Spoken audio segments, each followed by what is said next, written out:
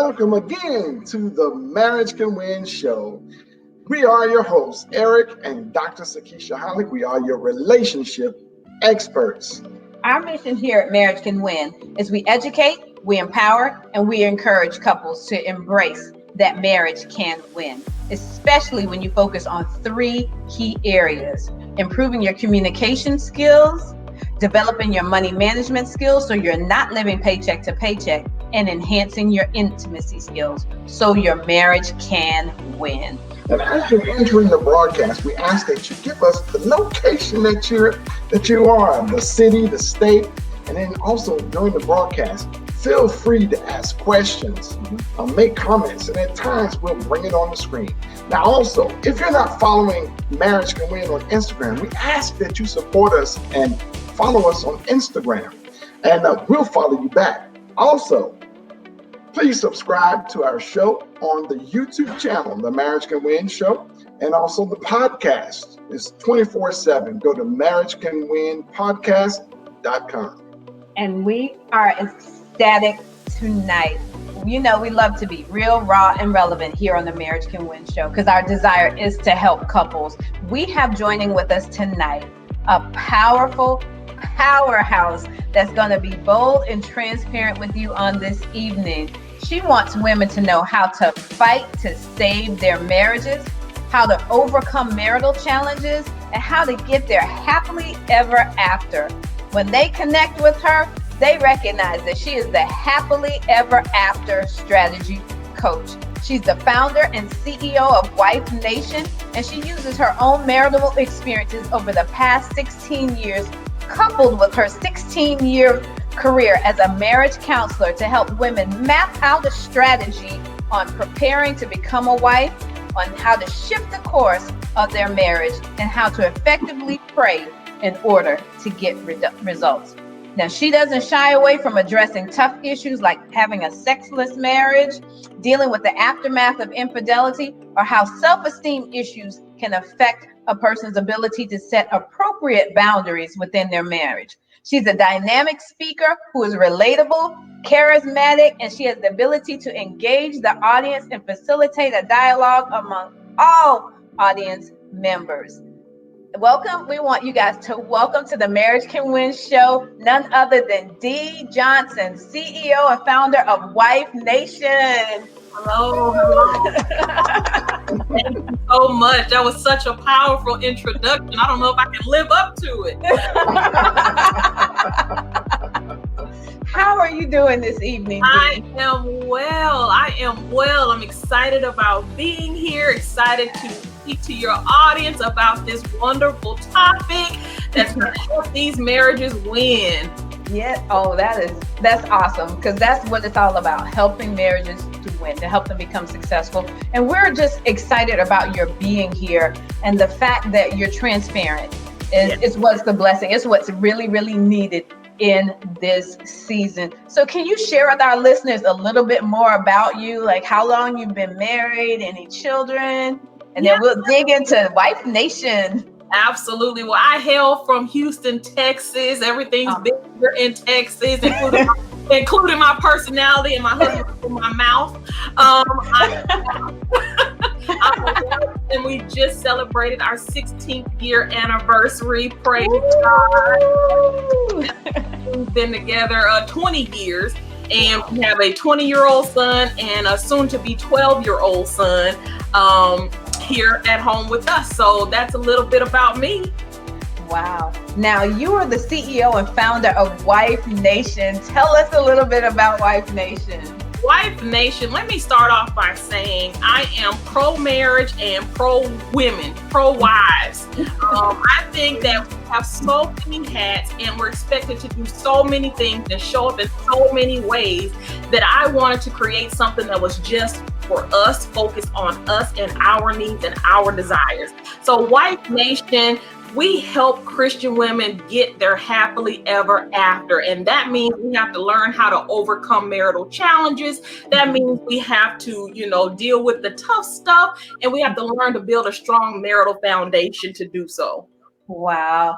I love what you said, get there happily ever after, because you have so many people out there these days that they feel as though that doesn't exist. Right. And they have to understand that there's no perfect marriage. There's going to be challenges. There's going to be trials. But you can overcome them. But the key is, are you strong enough to deal with it? Are you willing to roll up your sleeves and do the hard work? Because marriage is work, right? Yes, and there's so many, especially women. I have to get on you guys. There's so many women that grow up in the Walt Disney World fantasy that they're the princess, and all they need to do is live happily ever after. They have the ballroom wedding, and everything is good. But now, here's reality. What's wrong with wanting to have a happily ever after? I know there are going to be challenges, just like in any situation, but there's absolutely nothing wrong with wanting a happily ever after, like wanting to enjoy your marriage. But do we prepare for it? And this is the thing that I always tell the Women in Wife Nation. You came into the marriage with a script that your husband doesn't know existed. And you've been developing that script all of your life, and you get upset because he doesn't know his lines and he doesn't know you, and then you walk away thinking you've married the wrong person, when in reality you never gave him a copy of the script. So he doesn't know that when you say this, you expect him to respond this way. And so what I tell you to do is you gotta tear up the script, and this time rewrite it, but let your husband have his own pen so he can contribute to the development of a new script. Wow. So anybody out there that's listening, type that in. Be willing to rewrite the script, because we have to be willing to go back to the drawing board. There are going to be times where things may not work out the way we anticipated in our relationship. But it's okay to go back to the drawing board and make some tweaks in that blueprint. Sometimes we get married and in our minds the blueprint is that's just it, that's the final one. But you do have to go back and change and shift some things in order to make it better. Don't they do that when you're building a house or you're constructing a house? You come up with a blueprint and then you kind of go over it and see how it works. But before you really get there, you can go back through and make some changes. Make sense? Absolutely. And if I can piggyback on that, a lot of us would rather stay married to the blueprint than the husband. Ooh, I like that. Grade him out. We think we need to find an upgrade. We need to find someone else. We will stay married to the blueprint and to preserve the script. And a lot of times we work harder on preserving the script than we do on trying to fix and restore the marriage. I like that. I like that. And that's true. And the thing is, we have to, as wives, be willing to tell it like it is. I think there's so many times we sugarcoat. We are so concerned about offending others that we're not being real with the people that we're connected to, the people that we're called to serve. It's like, I don't want to hurt and offend you, but you have to be honest. Sis, I love you, but if you want the truth, you were wrong. They don't want to hear that. They want you to say, "Oh, girl, he was wrong." He said, "No, you were wrong." And I'll be honest, I didn't want to hear that. I was like, "What kind of girl?" But I'm fighting with the nail to stay married to my script. With confidence when I make that statement. Wow, we had so many people jumping on. I did want to acknowledge Trell as she got on as the wives who win. Hi, Althea. How are you guys doing? Thank you so much for joining the broadcast. But I want to dive. We have a topic tonight about the importance of compromising in the marriage. Yes, the truth will set you free. That's one of the comments that came across the screen, that the truth will set you free. And we have to be willing to accept the truth.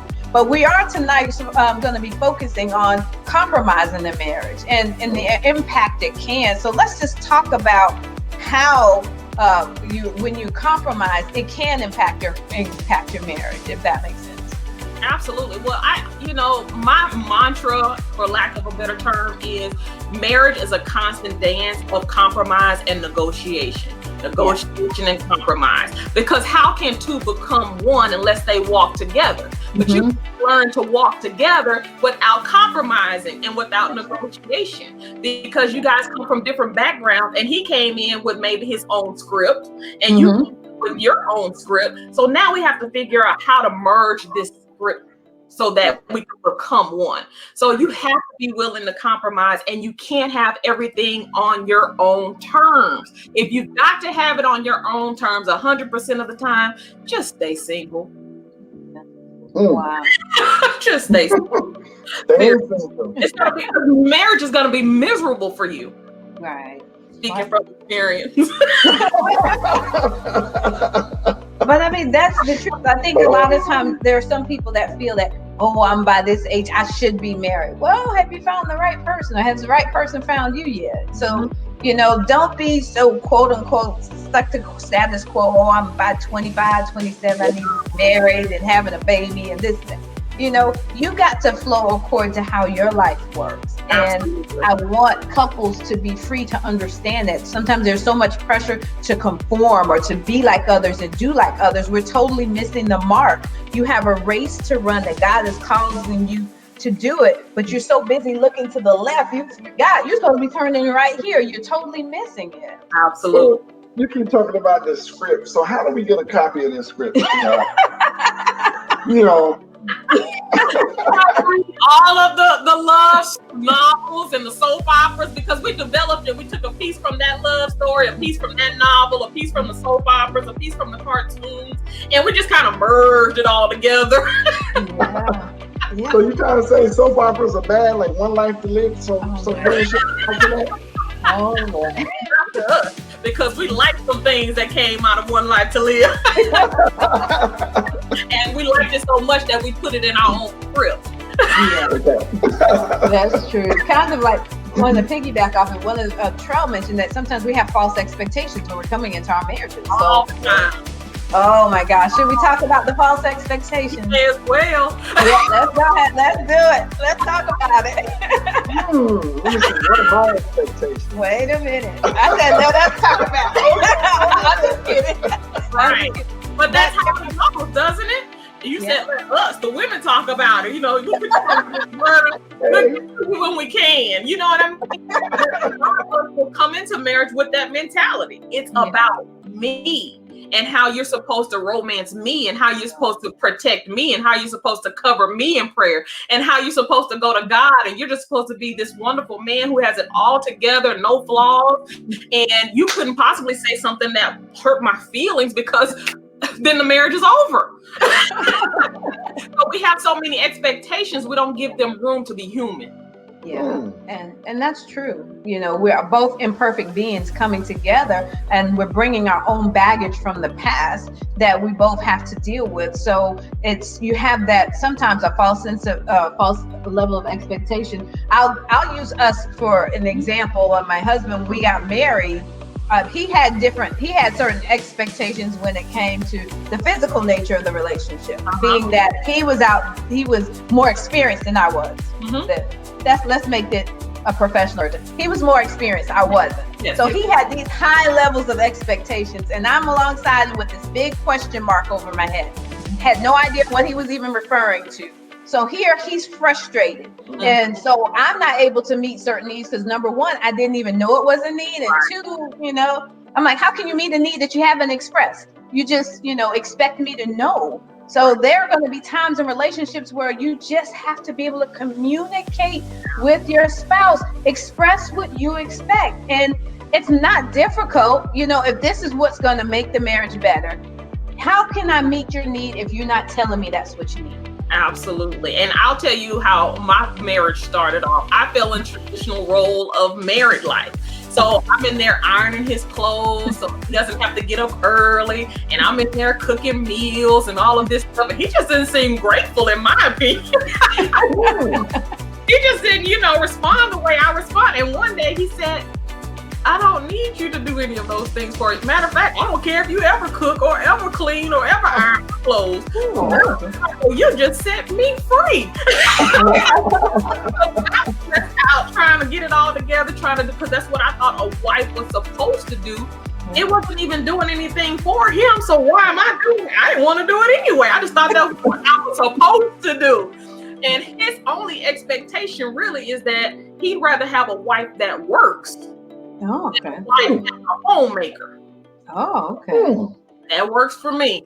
I don't have to cook. I don't have the pressure of cleaning. I don't have those type of pressures in my life. But we had that conversation early on. So now I don't have the pressure on that I put on myself, thinking I had to fall into that traditional role of a wife. I have to go be the bread maker and you know, take care of the kids and work outside the home and keep myself together. All of that was diverted with the conversation. Yeah. And just think about all the stress and pressure it relieved off of you just by his being honest with you with his expectation. Absolutely. So now, you know, you get to know each other's love languages. Because I know working, you know, I did like you did. I was, you know, cleaning the house, cooking more frequently than I do now, taking care of the kids and stuff, just thinking I was the bomb.com. And for him, he wasn't even interested because he's like, his was physical touch, you know? So I wasn't touching him. So for him, he was like, you are doing absolutely zero for me right now. Right. And my feelings, because I'm like, wait a minute, did you not see I did all of this stuff? Right. He's like, do you see I really don't care? And it wasn't that he was trying to be mean, but each of us are going to be different, you know, in terms of what makes us happy, what pleases us, what speaks to us, what's love to us. What about you, honey? What's love got to do? Got to do with it. Conversation now. Come on back in now. Well, communication is the key, and it's very important. We need to know your expectations. So those things can be avoided, and I can't say it anymore. It is really important. But we had some of those defining moments in our lives that we had to, but when it comes down to it, let me back up here a second. We can express what we expect, but the other party has to be willing to put forth the effort to answer that expression and that expectation. They have to be willing, because if we express it and communicate it, and then you don't, make efforts to feel that expectation, then it's just like you didn't even communicate it to him. What are your thoughts about that? Oh, absolutely. And I think sometimes the frustration is introduced into the marriage equation when we feel like we've expressed ourselves and our spouse is ignoring it or not putting it at the forefront or act like we didn't even have the conversation. And I'm of the opinion, I have a need and I'm expressing it to you, and we're going to get this resolved. I think a lot of times we let our spouse off the hook.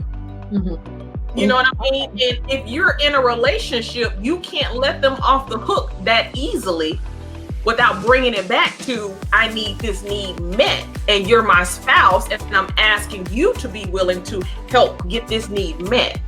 And so that's my opinion. Once once it is stated and you requested it, then follow up as often as you need to follow up in order to make sure that need gets met.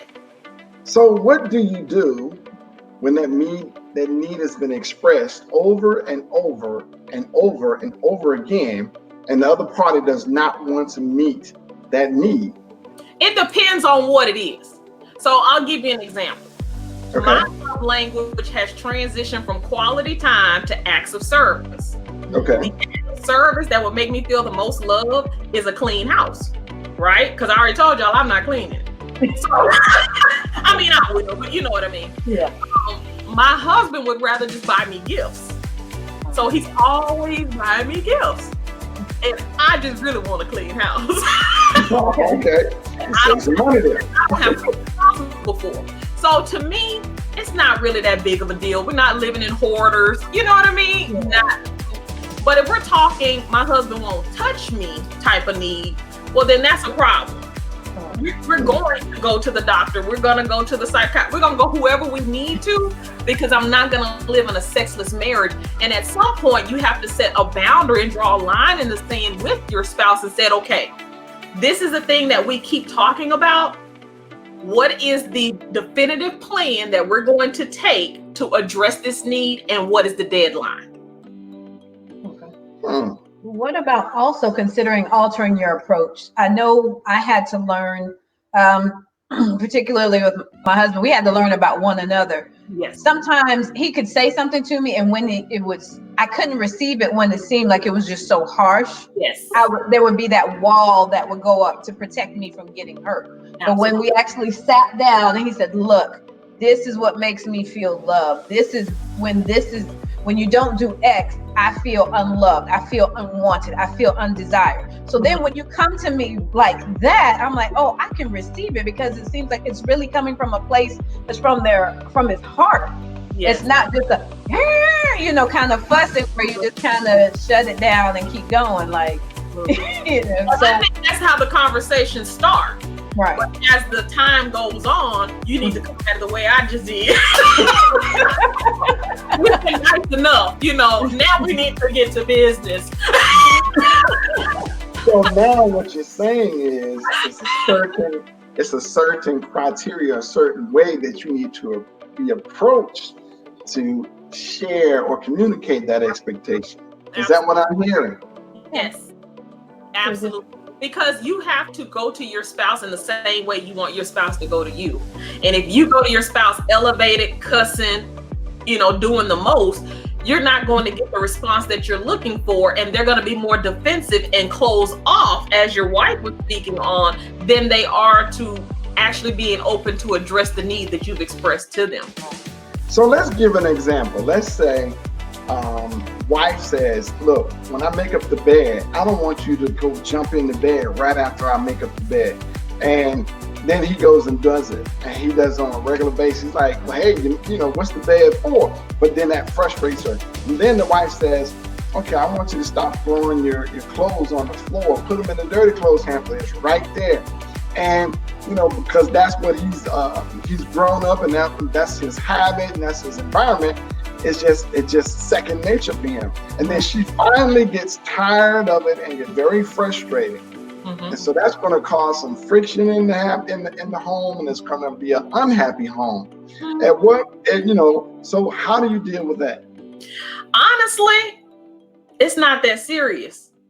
You have to learn to pick what battle is worth fighting. It may be an annoyance. It may be a frustration. But is it a deal breaker? Do we really need to fight over it? Do we really need to argue? Do we really need to talk about separating over this? He's jumping in the bed. Okay, it annoys the heck out of you. But guess what? You have some habits that annoy the heck out of him too. And some of those things will never go away. I still can't get my husband, as you mentioned, to put the clothes in the hamper. So I just stop asking. It's not going to get there. So why allow myself to get frustrated and get upset and angry over something that's not going to change and that is not detrimental to the marriage? So let's take it. Check yourself and say, is it really that serious? Well, let's take it to the next level now. So the wife says, because we were watching this show, and this gentleman was a businessman, and he had a female partner at work. Right. And so the wife actually helped him start the business, but the wife was demanding more of his attention, wanted to be, have more of his time, quality time. And he was constantly on his phone when they were together. And, he spent more time in the office, more time talking on the phone with the female partner than he did with her. And at one point, it got to the point where she came and offered him a divorce. Now, this is a TV show, but this could be a real world scenario. So, what are your thoughts on that? Both of you guys. Starting with you first. What are your thoughts for that? You let your wife off the hook. I saw that. I saw you let your wife off the hook. I'll go and answer. I caught that. So you start off approaching it in a way that's respectful, that's kind, that's general, all that good stuff. And then it's time for us to sit down and have a conversation. We need to have a heart to heart, because we can't go any further in this relationship with these things in place. So what are you willing to do, and what are you asking me to be willing to do to make this work? Because it's not working for me. I can't speak for you, but it's not working for me. And so what can we do As a married couple, remember I said compromise and negotiation, negotiation and compromise. This is when that comes into play. We have to have a definitive plan that we both agree to on how we're going to address this. Again, stop letting them off the hook so easily and letting it snowball till it gets to the point where you're offering them a divorce. Now, there was a comment across the screen. Angel Brent Rhodes says, sometimes we have to understand what to minimize without making our spouse's wants and needs minimal. So I do think it's really, really important that, like you said, recognize which conversations really need a response and which ones you're like, okay, let it go. But then also, if it's something that keeps coming up again and again and again, then it's time to dig a little deeper and see what are those underlying factors. There could be some triggers from the past, because it may sound trivial to the average person, like, okay, your husband's not going to stop jumping on the bed. Why is it bothering you so much about jumping on the bed? And then when you have that conversation and you realize that was a trigger from your spouse's past, that's how their parents showed love to them. When you made up your bed, when you did that, those were the things where, it was kind of frowned upon. So it was one of those things where subconsciously, if I'm not doing this, if I'm not taking care of you in this aspect, I'm not going to receive love from you. So that's when you got to have those deeper conversations to figure out. It doesn't mean you have to get into this yelling or just throw your hands up in the air, but it's like, it's got to be something deeper that's going to cause them to react to something as minimal as getting on the bed. Right. And that's when you may have to bring in a neutral third party, like a marriage coach or counselor, to help you guys unroot some of that and then put some safeguards in place so everyone feels like they're getting their needs met. Absolutely. All right. Now you talked about a sexless marriage. Okay. So let's go back there, because that, like that's part of our book. That is really part of what we call the great divide: communication, finance, and sex. Sex is a big issue because, sometimes it's men want more sex than women, and then men want certain types of sex, and women don't necessarily want to do it. And then it could be the same way. Women want more sex, or they want certain types of sex, and then men, because they were brought up, weren't exposed to it. But majority is the vice versa.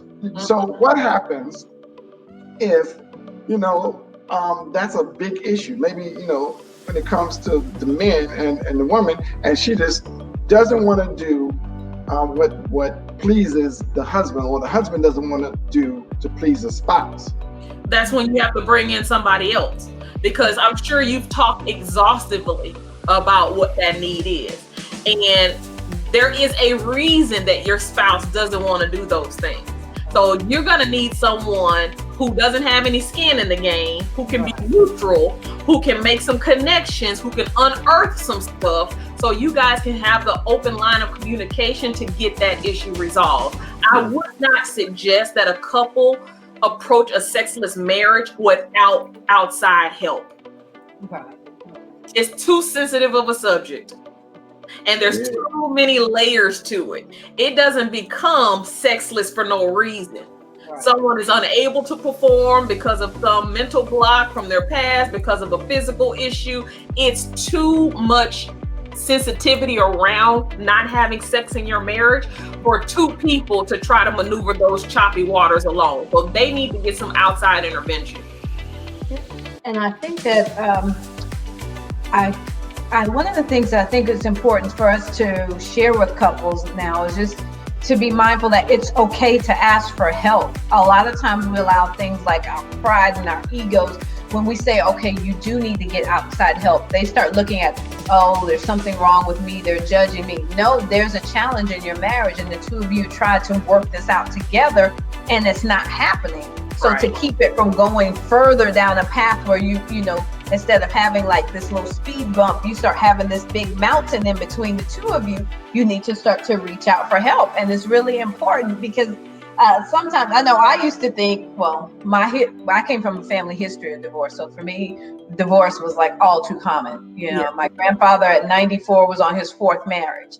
So for me, it's like, it's no big deal. But we wanted to be that change that we wanted to see in our marriage. So that means when we start going down that path, following in our parents' footsteps, becoming more roommates than husband and wife, we're like, we need some help. and we do this for a living, right? Yeah. People for a living. I myself has gone to counseling.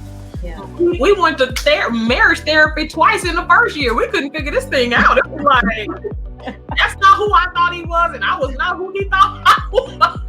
So we were in marriage counseling twice in the first year, and throughout the years, we've been together 20 years. Throughout the years, you grow, and your needs change, and things start coming to the surface that you thought you dealt with, or you had no idea were even an issue. So how are you supposed to maneuver those feelings, those emotions, and still make a marriage work? You need to get some extra support, period. So I'm going to go back to the sexless marriage. Because the book, you think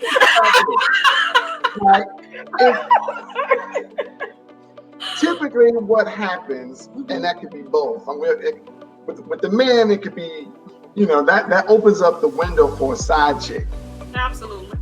So basically, I feel, even as a coach, that the woman should be your husband's side chick. Okay. What do you think about that? I believe that the woman should be her husband's everything the way God created her to be. Okay. I don't think she can fill every void. I don't think that she is superwoman and that she should have a cape on, but she's supposed to fill the role of the Mrs. So I wrote a book called Becoming Your Husband's Mistress. Mm-hmm. What I want you to understand is becoming your husband's mistress simply means walking in your influence, your power, and your authority that God gave you and using it to enhance your marriage, which will allow your husband's life to be enhanced because you're in it. Mm-hmm. And the thing that I learned in writing the book is MRS, Mrs. So I'm Mrs. Johnson. MRS is the contraction for the word mistress. The world is the one who gave us this other secular term.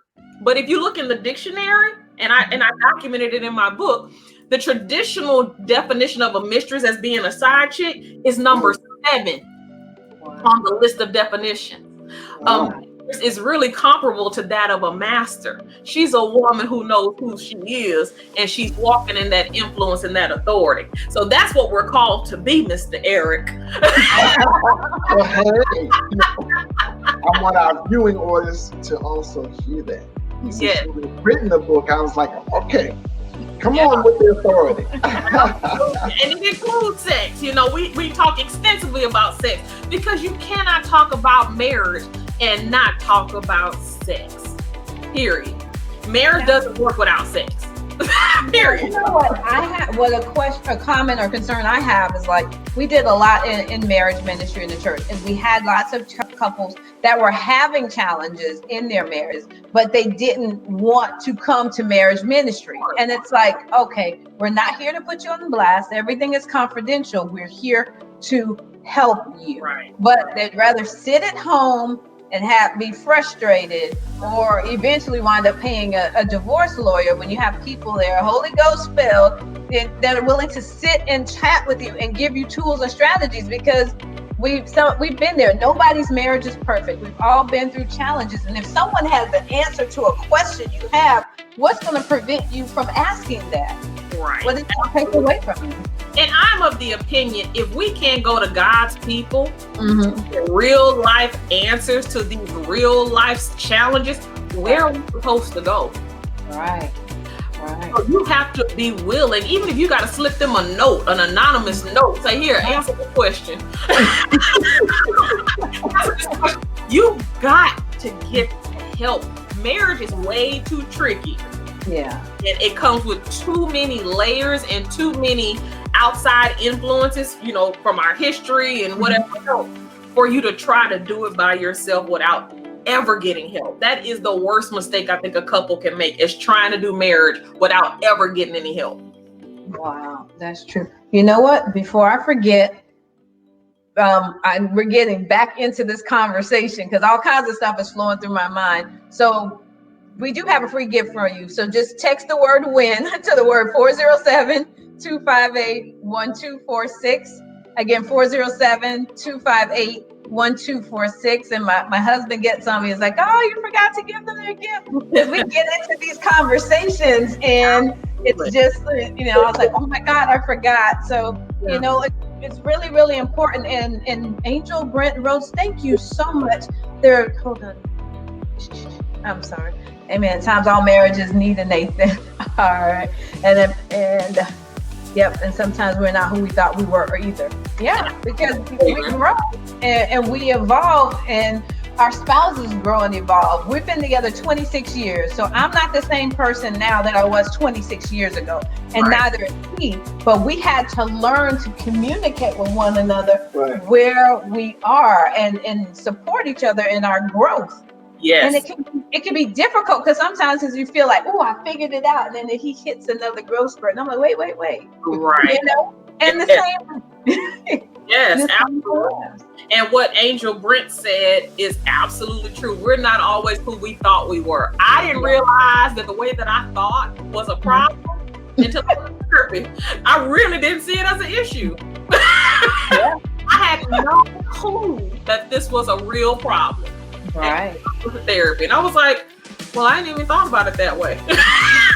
Well, the thing is that a marriage relationship evolves over time. From the beginning, this is, everything is smooth.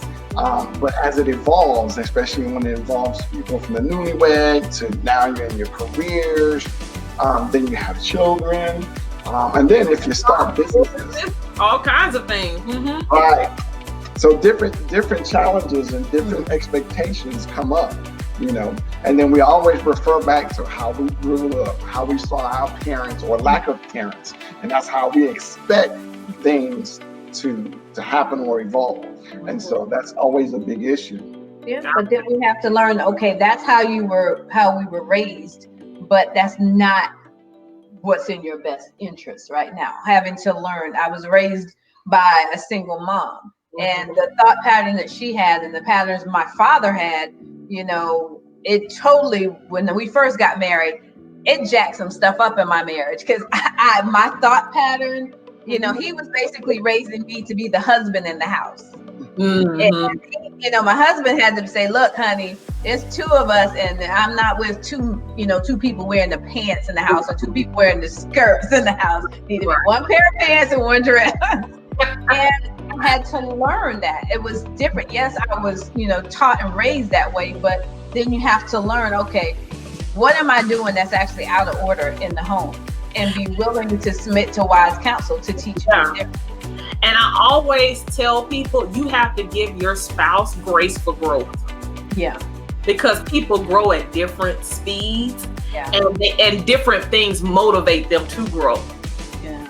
And it's not you making them feel bad about the way that they think. It's not criticizing or judging them because they think differently than you. We think as women, if we spin it this way, he'll see what kind of foolishness he's thinking over there and he'll be motivated to do it my way. You know what I mean?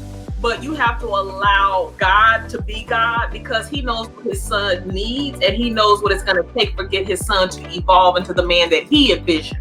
Because if he can evolve into the man that he envisioned, he'll automatically be the man that you need. But we need to take constant checkups in our relationship. And we have in our workbook, our Marriage Can Win workbook, we have an assessment that, and this was great because we were at a conference. I think it was a Tom Joyner family reunion. And we talked about with 80 couples and we used the assessment. So typically we have an assessment between 1 and 5. They assess, on communication, finance, and sex. We ask each one individually. And, we've come across couples and we say communication. The man said, yeah, we communicate great, 5. And then the wife looked at them and say, no, you're about a 3. And then the majority of them say, when it comes to finance, they're pretty much they're on key. So they'll be like 3 or 5. They're doing really good. And when it comes to sex, the guy has that ego, like, yeah, 5. And she's like, one or two, and then Three. like, Like what house you live in? I know. And then so really now you got to go back to that communication piece. It's not necessarily, a 5 or a 4. Is actually more of a 1 because you're not communicating about your sex. Absolutely. And so that's why I think that relationships need to have a constant checkup. And so then once you get that out in the open, as we were talking about compromising, that's where we have to do some compromising, because sometimes an individual wants their need met first. And sometimes before you can have their need met, there must be some compromising to get the other individual who needs to do to meet that need to get up to that speed. And there may be some baggage in the past, maybe some domestic violence in the past that's causing them not to be able to. Maybe they said they want to be able to have quality time or something, and maybe something in the past had that caused a traumatic experience where they don't really want to do that. They want to be alone or what have you. And so that's where the compromising has to come into play. Or maybe they just want a clean house. Sometimes we overthink this. Sometimes it's some basic stuff like, can you help with these kids? But see, now you got to go. Now you got to break something that they may have grown up with. They may have grown up in a household where the roles for the husband and the wife, where the wife always cleaned the house, she stayed home, and the husband went out and worked. But now in today's society, both are working, or maybe they both have a business together, and so the expectation there is totally different. Right. But we have to communicate, because this is how our narrative needs to be written. This is what's going to work for us. But again, we have to understand that we're on the same side of the table against the issue. It's not you and I on opposite ends. It's you and I sitting on the same side of the table against what's over there. That's what's not working. So how can we get together and address what's not working? Yeah. Now, you made a key point earlier, and you were talking about, oh my gosh, before I lose my train of thought, I was just on the tip of my tongue. But we talked a lot about growth and changing. So what was one of your greatest aha moments in your marriage that helped you recognize, you know what, this compromising thing is going to be a key part of my marriage? When I went to therapy. Okay. Because I really did not see anything wrong with my train of thought. Okay. But my train of thought was, I'm right. And so I spent the majority of my time trying to convince him to see how right I was. And I fought tooth and nail, and I would manipulate, and I would cry, and I would cuss, and I would criticize to try to get him to see it from my perspective. And all that did was divide the vision between us. And so when I went to therapy, she said, can I say something to you? I'm like, well, yeah, I'm in therapy. Go for it. She said, has anyone ever told you that your expectations of other people are unrealistic? And I was like, no, I'm not really asking for much. She said, it's not that you're asking for much. It's that you expect everyone to think exactly the way that you do, feel exactly the way that you do. And people are entitled to have their own feelings and their opinion. And that was the first time I'd ever even considered it, because I really just thought I was right. And you know what, from the male perspective, I'm sure men deal with it a lot, where the wives are constantly telling how they feel, and the husbands, sometimes they don't have a clue of, okay, well, what? Okay, you're telling me, and I thought I was doing what you want, but there is a constant. So you know what husbands normally do? We shut down and we just do whatever the wives want. And so then we're compromising on ourselves and to please the wife or to keep peace in the home. But then eventually it builds up to a crescendo, and something happens. And then you're like me, on the verge of divorce for the third time. Yeah. Right? So how do we Go ahead. How do we break that? Okay, now I'm talking from the men's side. How do we break that with our wives so that, you know, we can share our perspective, and then our wives actually take in consideration our perspective and not always their perspective? Because like you said, sometimes it's when you went to a third party, they pointed it out and made you think about it. You know what I mean? I can say from my perspective and my experience, it had more to do with the mentality that I'd already had before I came into the marriage. As your wife was speaking, she said that her husband was her dad was training her to be the husband in the relationship. Well, I grew up and seeing different relationships around me, and so I would always say, okay, I'm not dealing with that. Oh, we're gonna do it this way when I get married. Da da da da da da. And so it was more about me being willing to let go of my must-haves that really didn't have to be a must-have. It was really, and all we do that as a way to protect ourselves from getting hurt. We do that as a way to guard ourselves so that we can have some control in how our life unfolds. Because maybe, I'll speak for me, as a child, I didn't always have control over how life unfolds. So this is something I can now control, or so I think I can. But at what cost? And it almost cost me my marriage. Now, sometimes that's upbringing and what you're exposed to. But what about a cultural difference? Maybe you have people, a couple that one is maybe from an African American background and one is from maybe a Caucasian, or maybe from an Indian background or Asian background. So you have different cultures, and then different expectations come with that. Well, you need to get that third party in, because you're married to your beliefs. You're married to your culture. It's ingrained in you. It is in your pores. You're not going to give that up. You've got to get somebody to come in who can be culturally sensitive and respectful and show you guys how to compromise and negotiate so the marriage doesn't disintegrate. Yeah. So what do you think is one key lesson that wives can do that helps them keep going, keep showing up, even when they're having these challenges in their marriage? The one thing that I can say that you can do is you got to stay connected to the vine. Yeah. And you've got to get your instructions from him. And I know everybody says that, but I am telling you, you've got to get your instructions from him. And sometimes his instructions don't seem fair and they don't make sense. But I have learned that you need to follow his instruction to the letter, because he knows the background. He knows what's going on underneath the surface, and he knows where this thing is going to go if he can get you to obey. So start with the vine and stay at his feet and in his face until you hear clear instruction and he gives you step-by-step instruction on how to carry that thing out. The other thing that's important is that you have to have some type of support.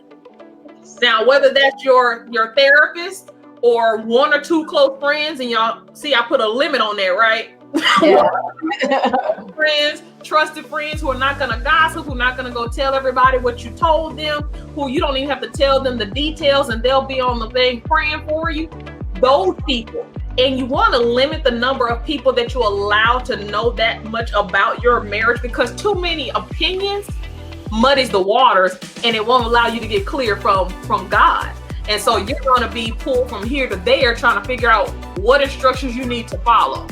So those are the two things. Stay and get your instructions from the vine, stay connected to the vine, and get one or two people who can be your support. Now, I know my wife says this all the time. Make sure you qualify those people, because you don't want to be going to just because she's your best friend. Right. She's the one who is single and has been through numbers of relationships. And if she got married, married 2-3 times and still divorced, trying to tell you what you should do in your marriage. Yeah, use common sense and godly wisdom. That is what you need to talk to. And you don't need to talk to your mama, and you don't need to talk to your grandma. No, gotta leave the family out. So that's what I said. One or two trusted friends, like people who are not blood related. Mm-hmm. And maybe your support system is only your therapist. Sometimes it's those types of seasons. My only person I can talk to and really get this out to is my counselor, and that's okay.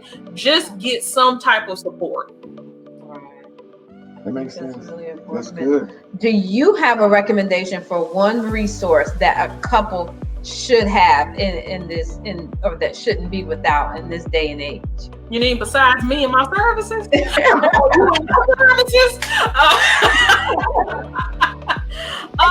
One of your books. Honestly, it can be. Honestly, I'm gonna say whomever you go to, make sure you have someone. But the book that seems to resonate with women these days is my This Is War book, when you talk about how can they stay when things are tough. This is War. It's called Effectively Praying for Your Husband When the Enemy Attacks. And it's 30 life-changing prayers that transform my husband and my marriage. And it's every day there is a specific prayer to God. And then there's a specific thing called Wisdom for Wives. This is what you can do today to enhance this prayer. This is what you can do today to take care of yourself. So I'm going to say that's the one that you want to have in your library, according to the women who've been, contacting me, found me on Amazon and hunted me down on social media. So I would say that that's a good one. Now, since you mentioned that, how can our listeners get in contact with you and order your book? Yeah, well, I'm all over social media under Wife Nation. On Facebook, my personal profile is Author D. Johnson. And then, of course, I have a sisterhood on Wife Nation as well. And you can order my book on Amazon, or you can go to wifenation.com.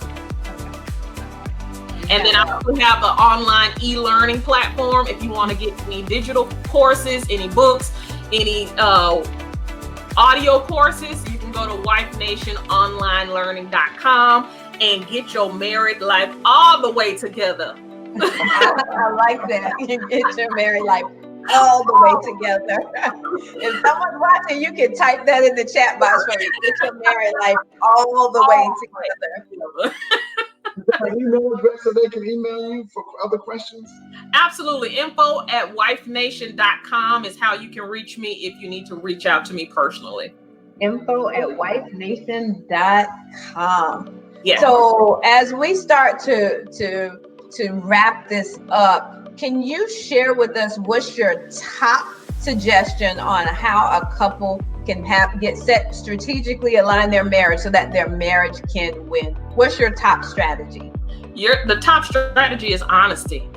Okay. Speaking the truth in love, and understanding that just because he doesn't see it the way you see it doesn't make him wrong.